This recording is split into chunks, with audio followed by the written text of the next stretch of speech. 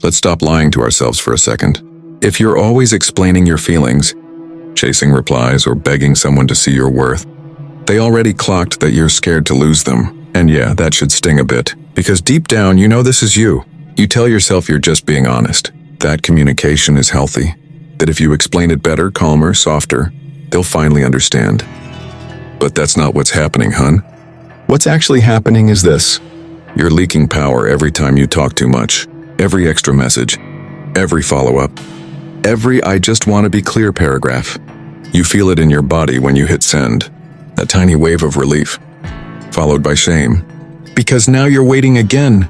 Now they know you care more. Now the balance is off, and then you hate that you did it. But silence? Silence terrifies you. Silence feels like rejection, like abandonment, like being forgotten. So you fill it. You fill it with words, with explanations, with emotional labor they didn't ask for. And then you wonder why they pull back. Here's the uncomfortable truth no one wants to say out loud. The more you explain yourself to someone who isn't listening, the less valuable your words become.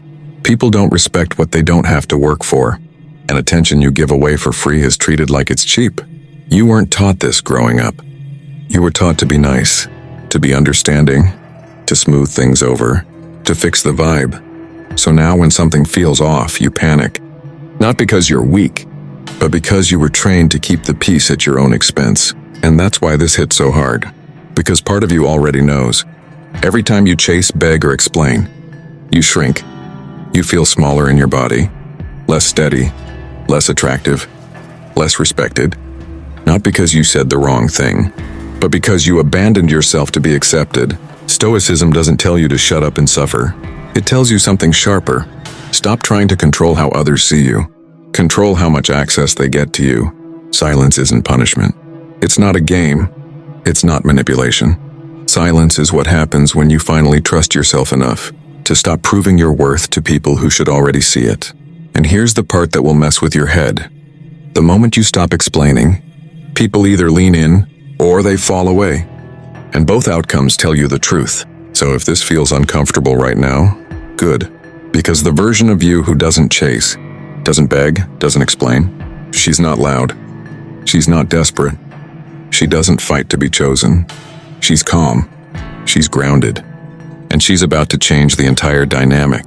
That's where this starts. This isn't a big dramatic meltdown. It's quieter than that. It's the stuff you never admit out loud.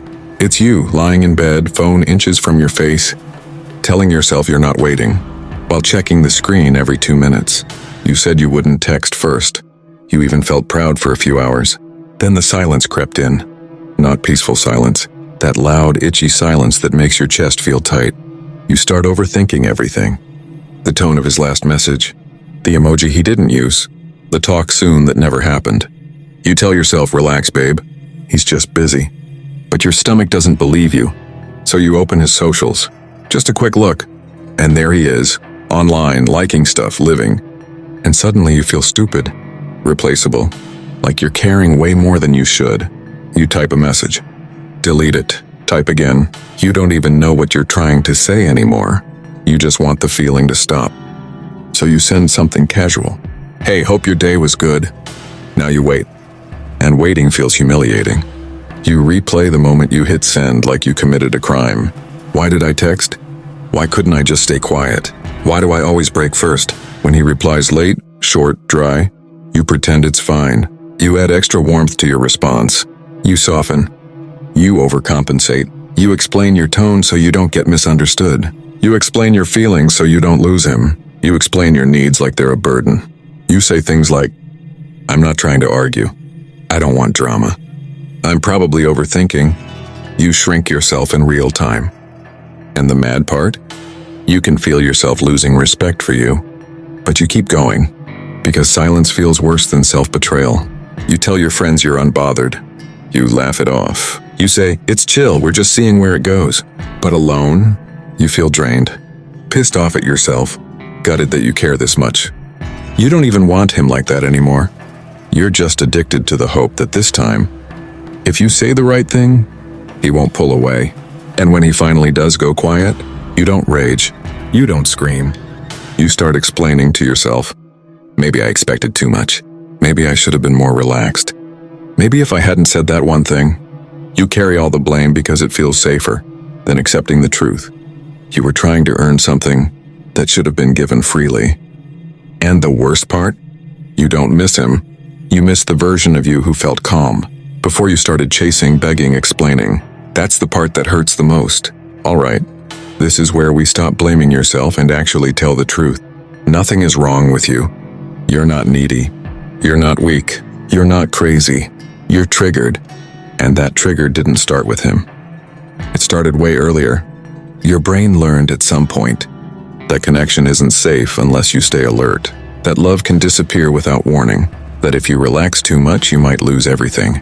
So now when someone pulls back even slightly, your body reacts before your logic does. Your heart races, your stomach drops, your mind goes loud. That's not intuition. That's your nervous system hitting the panic button. Here's the simple, no BS truth. You chase because you're trying to get control back. When they go quiet, you feel powerless. So you text, you explain, you push for clarity, not because you want to, but because your brain is desperate to stop the discomfort. That's dopamine. Every reply from them gives you a hit of relief. Not joy, relief. And when the reply doesn't come, withdrawal. So you don't miss them. You miss the calm you feel when they respond. That's why silence feels unbearable. It's not romantic pain, it's chemical stress. Stoicism calls this out cleanly. Marcus Aurelius' energy pub version. If your peace depends on something you can't control, you'll never relax. You can't control how fast they reply, how they feel, whether they stay, whether they choose you, but you keep trying. Every explanation is an attempt to manage their perception of you. Every chase is an attempt to avoid abandonment. Every I just want to be clear is really, please don't leave. And here's the harsh part, but listen carefully. People don't pull away because you stop explaining. They pull away because they already decided. Your words aren't the problem. Your fear is. When you over-explain, you show anxiety. When you beg, you show insecurity. When you chase, you show that you'll tolerate imbalance.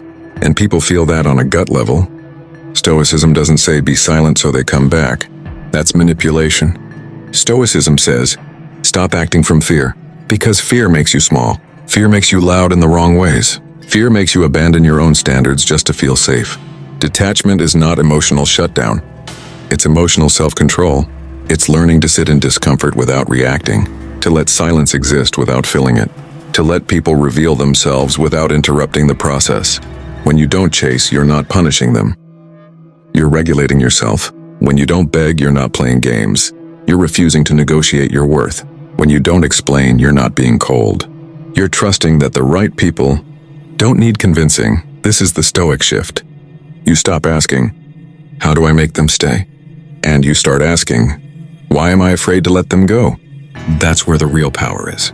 Because the moment you realize you can survive silence, all right, babe, this is where we stop talking and start moving differently.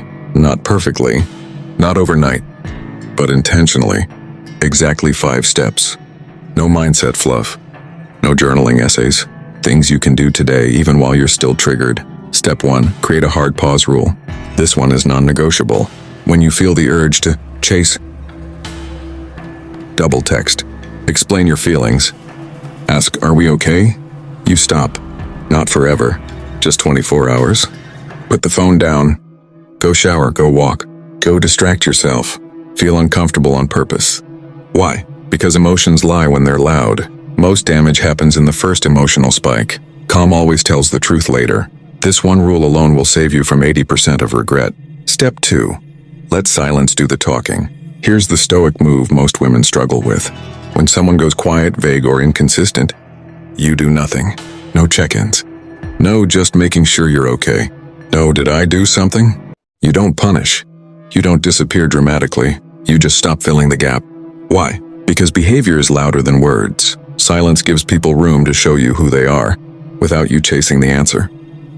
And whatever they do next tells you everything. Step 3. Match effort, not potential. This is where most women get stuck.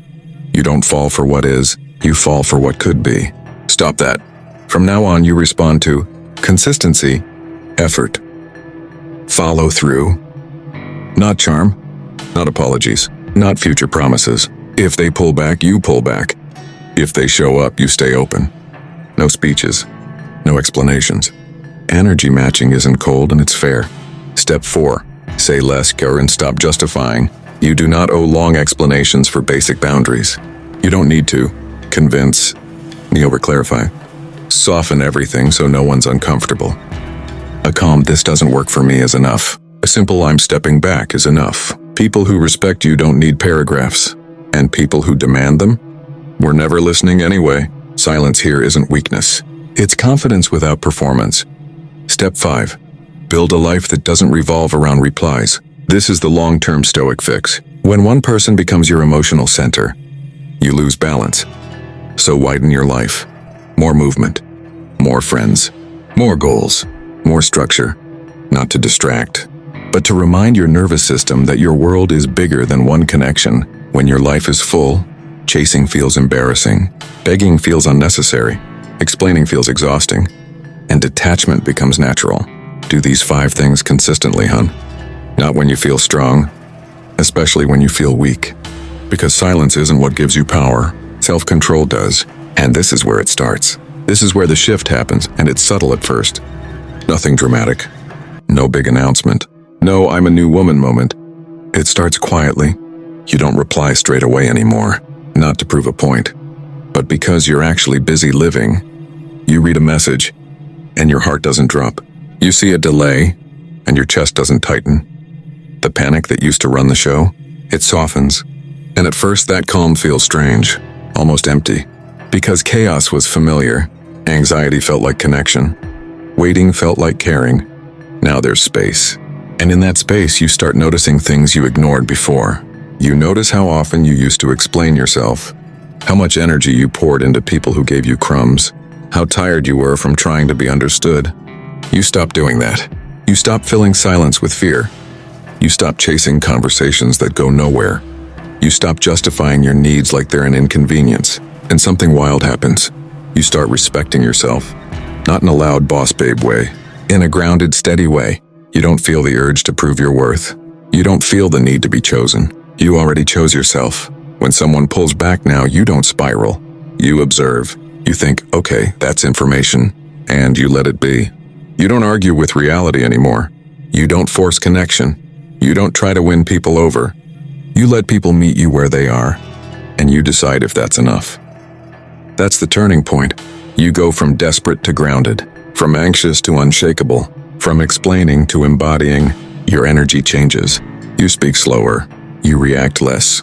You don't overshare. And people feel it. Some will lean in, suddenly curious, suddenly trying. Others will fade out quietly. And here's the part that proves you've changed. You're okay with both, because you're no longer afraid of being alone. You're afraid of losing yourself again. You felt what it's like to be calm, to sleep without overthinking, to wake up without dread. You're not going back. You don't chase closure anymore. You don't need the last word. You don't need to be understood by everyone. You trust your inner knowing. And that trust makes you powerful, not aggressive, not cold, not bitter, just steady. You realize something deep in your bones. Silence didn't make you lose people. It revealed who was never solid to begin with. And from that place, you move differently in love. You take your time. You don't rush intimacy. You don't give access before effort. You stop leaking energy into people who drain you. This isn't a phase. It's an identity shift. You're no longer the woman who chases. You're the woman who chooses. And once that clicks, you don't fear getting hurt the same way again. Because this time, you won't abandon yourself to keep anyone else. Here's the line in the sand. The one that changes how you move forever. You don't lose people by going silent. You lose people by abandoning yourself to keep them. Read that again, hun. Because for years you thought strength meant explaining, proving, holding on tighter when things felt shaky. But real strength? It's knowing when to stop reaching. Silence isn't passive. It's not weakness. It's not giving up. Silence is self-respect in action. It's you saying without saying anything, I trust myself enough to not chase what's unsure. I don't need to beg for effort. I don't need to perform to be chosen. And here's the truth most people never get brave enough to face. When you stop chasing, begging, and explaining, you don't become invisible. You become clear. Clear about what you'll tolerate. Clear about who gets access. clear about the fact that your energy is not free anymore. Some people won't like this version of you. They'll say you've changed, that you're distant, that you're hard to read. Good. Because what they really mean is, you don't react like you used to, and I can't control you anymore. And that's not your problem. You were never meant to be endlessly understanding, endlessly patient, endlessly available. You were meant to be grounded, and grounded women don't chase. They don't beg. They don't explain themselves into exhaustion. They let action speak. They let silence filter. They let people reveal themselves. And here's the quiet confidence that comes with that. You stop fearing rejection, because rejection doesn't destroy you anymore. It just redirects you. You trust yourself to walk away. You trust yourself to sit in discomfort. You trust yourself to rebuild, and even if it hurts for a bit. That's why silence becomes your superpower. Not because it makes others miss you, but because it brings you back to yourself. One short Stoic line to lock this in. Waste no time arguing what a good woman should be. Be one. So here's your moment. The next time you feel the urge to chase, don't.